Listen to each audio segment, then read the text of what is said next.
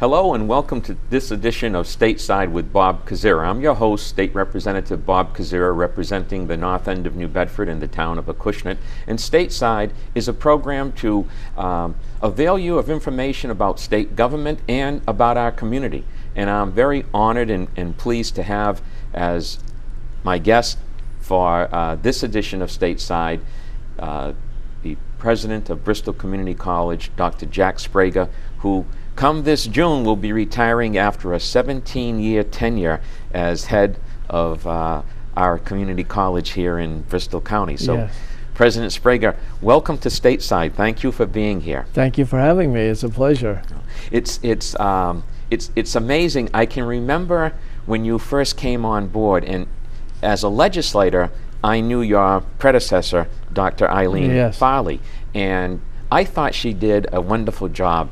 And all I could say, remarking to some people, is that, boy, this guy has some big shoes to fill. That's true. And, yeah, I was very worried actually coming. She has been so successful, and I really admire her. I always say we stand on her shoulders, the great foundation that she built at the college. Well, you know, she left a wonderful legacy, but I'll tell you something.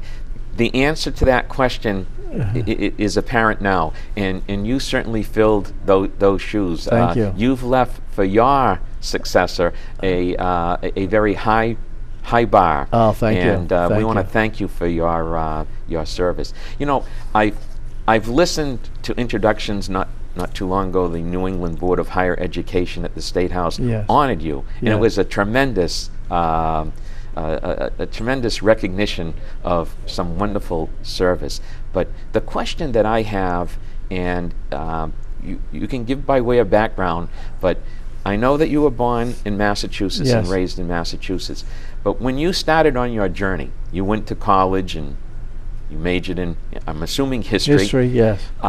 Did you have any idea that you would end up here? What were your plans? What did you, if you had to write the book at that time, what were you thinking about doing and being? Yeah, that's a great question. I had intended, largely with some influences in high school, wonderful teachers, and at college as well, in history, I had intended to perhaps teach at a school and maybe coach a little bit and get my master's degree. Sort of like in the secondary level? Yes, and maybe coach, as I say, and do some writing. But history was my love. Yep. And one thing that changed for me was that I decided to go into the Air Force. Before I didn't want to go from one side of the desk to the other side of the desk as a student and as a teacher without experiencing some of life's travails, if you will. I got more than I bargained for, but I really value the experience that I had. We were involved at that time in Vietnam. Yes. And I know, and I know that you're a very a humble man with humility, but you served, as you said, in the Air Force, and I believe you were a pilot, yes. and you were a decorated pilot for your years of service. Yes. They mentioned over 1,000 missions. Yes. And if anyone knows how many days there are to a year, how long were you in Vietnam? Yeah, well, for one reason or another, some of it voluntarily, almost 3 years. Wow. Yeah, 65 to 68. That speaks for the listening audience. At the State House in Boston, the New England Board of Higher Education recognized Dr. Sbrega for his service as leader of BCC, and they mentioned that he was a decorated pilot in the United States Air Force, and that he had served something like 1,800 missions. And I did not get the opportunity to ask at that time, but I was curious. 3 years, the height. It wasn't uninterrupted, but essentially 3 years. Yeah, there were some breaks. Thank you for your service. Thank you very much to our country. Thank you. What led you to your decision to retire at this time?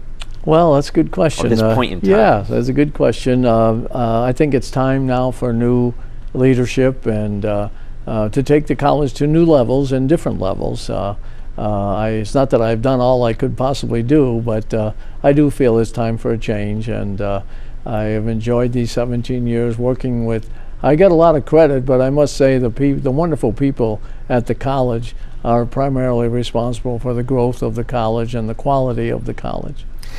That's nice to share that. I've had, as you know, personal interactions with Bristol Community College, Yes. where I've been fortunate for the past 8 years now to serve as an adjunct faculty Yes. member for history and government. Yes. And I notice with not just the faculty but also the staff a type of esprit de corps.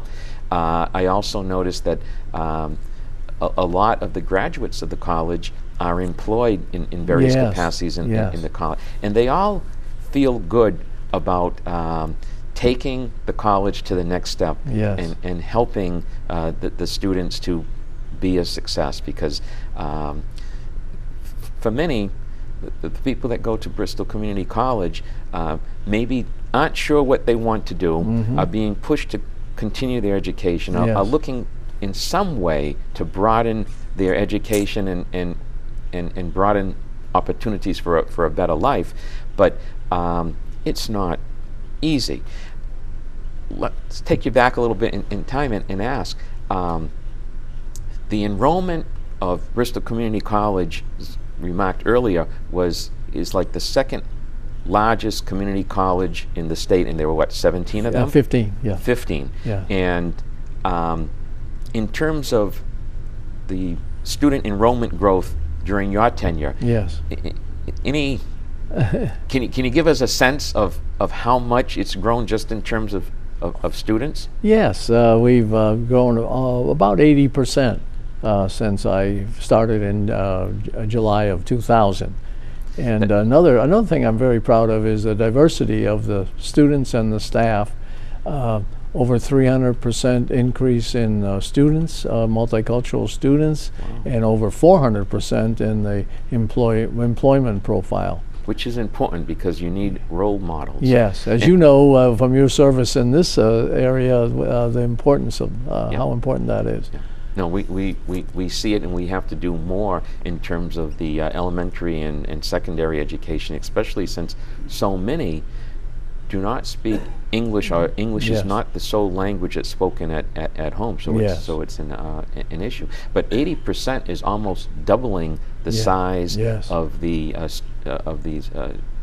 number of students that Yes. you're serving. Yeah. And I know firsthand, and viewers here in New Bedford, that the fact that was within a year of your taking office, that the New Bedford campus, Yes. Star Store, Yes. came to being, and I think with 400 students. Yes, very, very And- low amount, yes. And today I think we're pretty close to two. At one time we were 2,000. We might be a little bit less than that now. Yeah, yeah. We actually have. Our goal is 3,000, or maybe even beyond that. And I think we'll get there. It's just a matter of working our way through it. Right, right. I know that you've also increased your presence in Attleboro with the addition Yes. of a full-time building or a full-time campus, campus yes. there, and the start of one in Taunton at yes. the Galleria Mall. Yes. So that's So it's very important for community college students to have access and right nearby, if you will. Yeah. We like to open community college on every street corner so that people have the opportunity to move ahead. It's interesting. In New Bedford, most of the students that I've had have been from the immediate area, but on some occasions I've had some from Fall River or the other side of Fall Yes. River, and I'm curious, but I mean, I guess it's when the class is offered, and Yes. for whatever Yeah. reason they choose that. There's all kinds of reasons, that's right. Doctor, what would be some of your proudest achievements as president of Bristol Community College? Well, we've been talking about perhaps the largest one, and that is the expansion of the college, the new campuses that we were able to start and finance. You mentioned the Star Store, but in New Bedford we also opened at 800 Purchase Street, the old Cherry Webb building, from the Star Store to Cherry and Webb, and we're still there. We're still in both. But that 800 Purchase Street came as a result of a public-private partnership, right. And it was pioneering, and it got a lot of attention. I was called on the carpet a few times up in Boston to explain what was going on, but as soon as the people grasped the concept, they were very supportive, and we're very happy about the way things have turned. I remember the open house, and as legislators and community leaders got to preview a day or two in advance, and one of the features of the opening of this Cherry and Webb building, or 800 Purchase Street, was the fact that it had e-health program, Yes. which was a new concept, and it's worked quite well. State-of-the-art classrooms and labs and facilities Yes. for people to, for students to get skills and Yes. credentialed in various fields of medicine and healthcare, and do it from a combination of online learning Yes. and then in class. Yes, it has to be a judicious combination, Yes. but it works. It's I don't know if e-learning was something that was prevalent 17 years ago. No, that's why I say it was a little pioneering. It was out of the norm and range, and it got some attention, but it worked out very well, and it provided opportunities for students.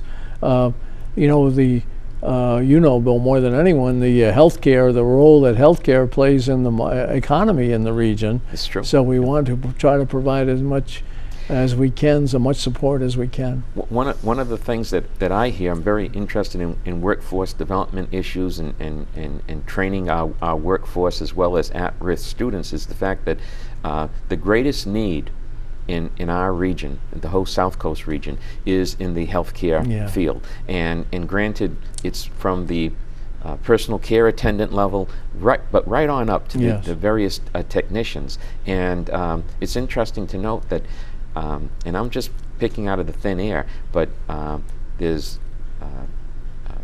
a nursing program at BCC, there's a dental hygienist program Yeah. at BCC, there's now a pharmacy technicians program, Yes. there's all kinds of Occupational, occupational therapy, yes. and there's a great interest in it, and it's not just students coming out of high school and kind of No. like shrugging their shoulders. No. It's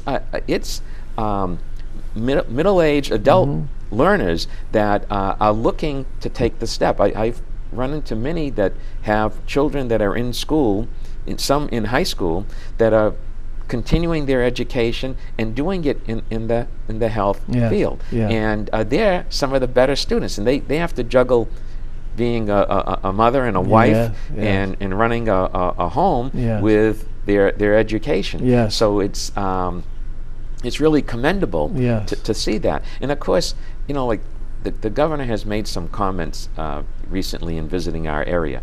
One of them, he said, I don't see why people can't get through a 4-year program in 3 years. Yeah. He's accented online learning, and recently he's even said, you know, this region might be open to a second vocational school. Yes. But one thing, and we spoke about this prior to coming on the air, is the fact that where you have a first generation in a family that's attending college, Yes. it's even more daunting to do an online course.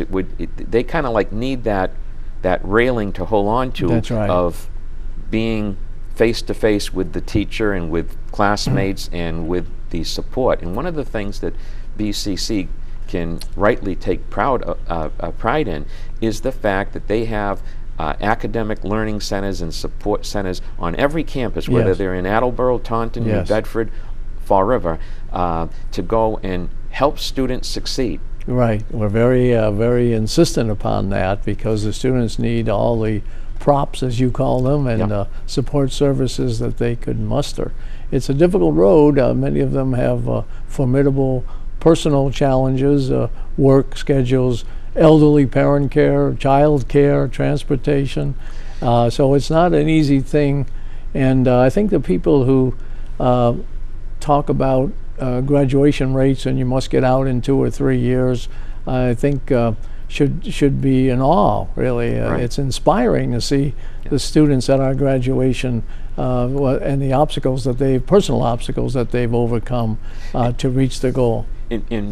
On many occasions, I interact with young people, not necessarily just the high school grads, but say young people in their 20s, and in some case adults that are on in their years, and I always encourage them to continue their education. And they say, well, I have to drop out a semester. I say, you know, if you can, just take that one, keep plugged in, keep going, and keep at it. And I think that's probably more important than using the portal of, well, it's a 2-year program, you should finish in 3 years, because like you said, you don't know what the circumstances That's are. right. If they have elderly parents, if they have children, if they have jobs, they're trying to juggle it. Yes. If they dial it back to a course a semester and it's going to take a while longer, so long as they have their eye on the ball and there's a goal towards one step at a time. That's what I tell everyone.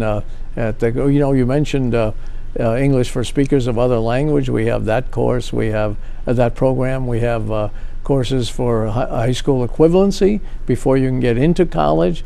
And every one of those steps along the way, I encourage them to keep going. Now, it's not over just because you achieved your high school equivalency or your English as a second language certificate. I hear that, and a lot of times I make a point to go to the evening high school graduation in New Bedford, and I'm never surprised and I'm never disappointed to learn that some of them take that diploma and they're going to continue their education at the same time that their children are about to graduate from high school and go into school. That's right.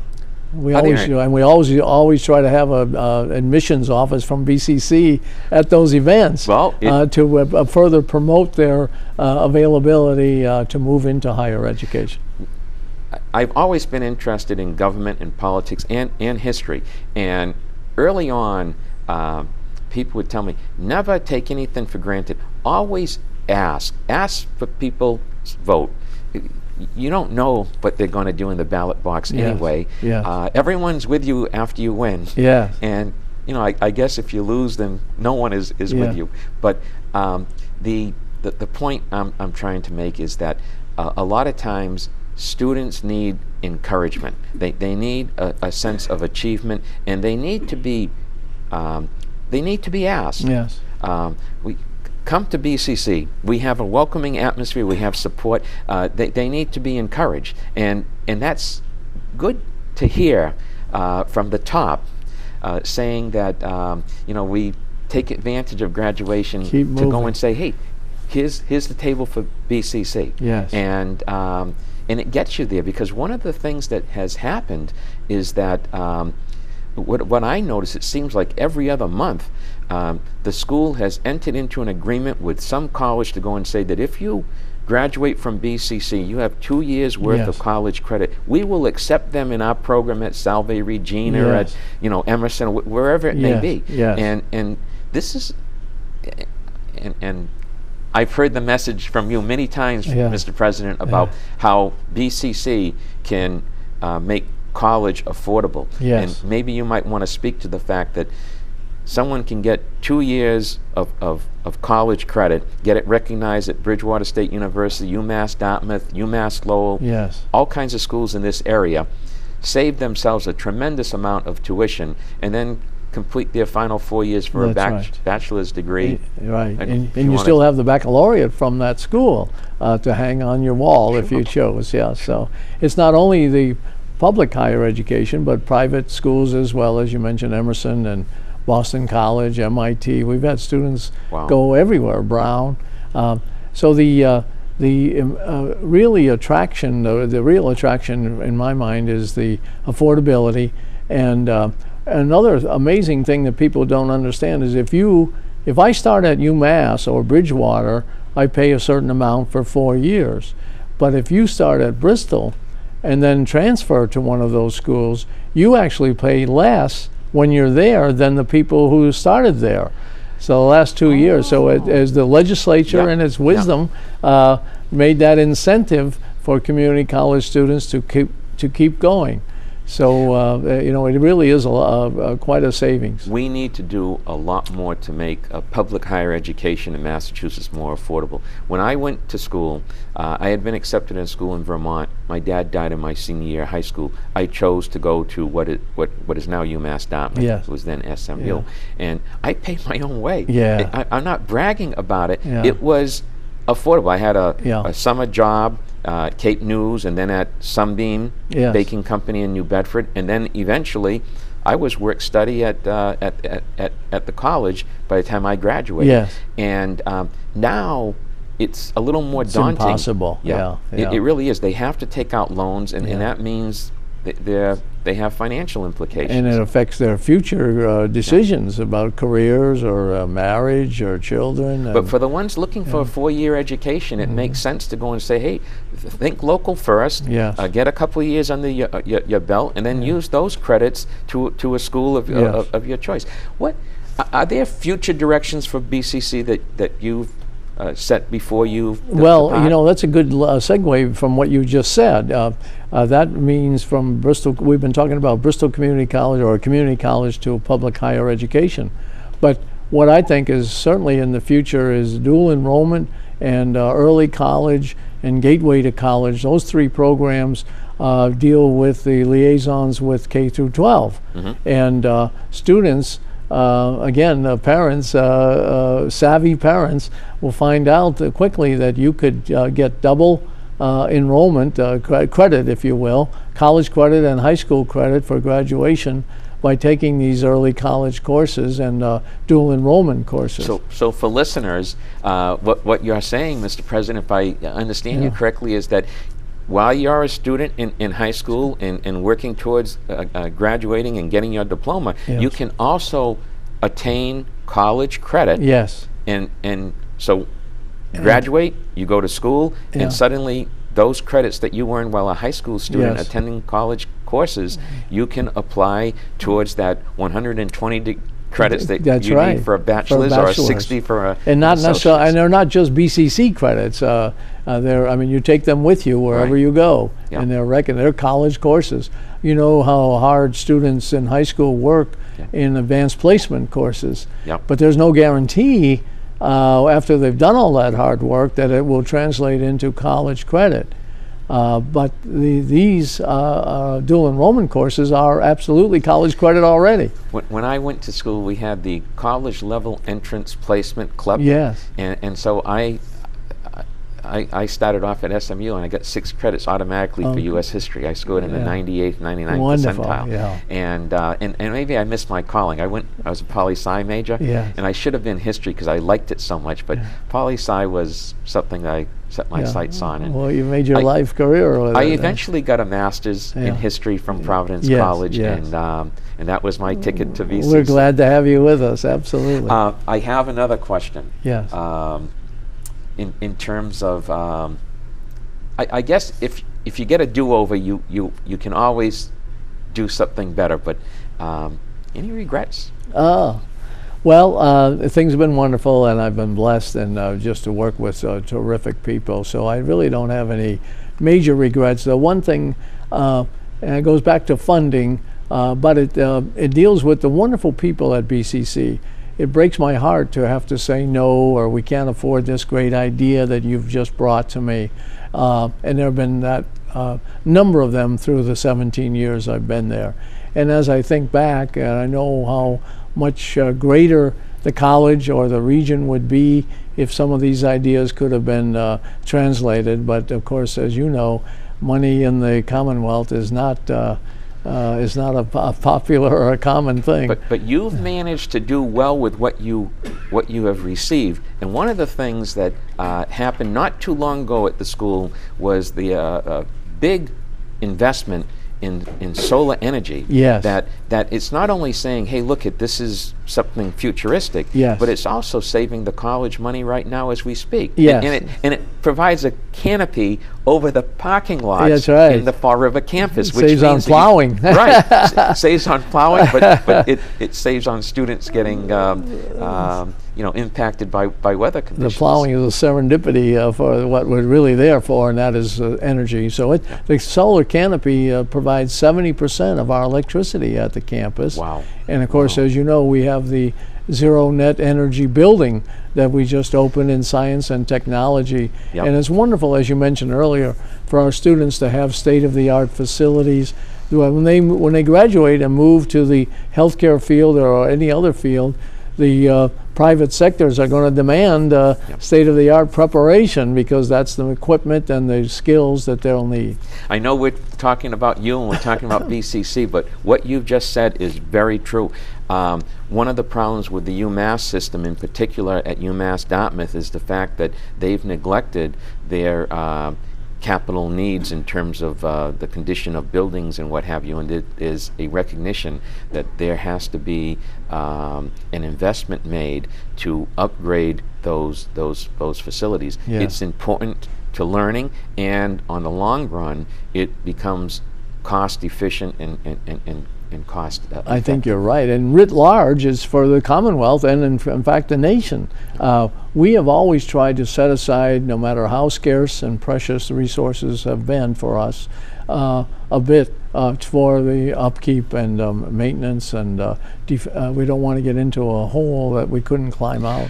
The BCC Foundation does yeoman's work in supplementing major undertakings at the Bristol Community College main campus in Fall River. Yeah.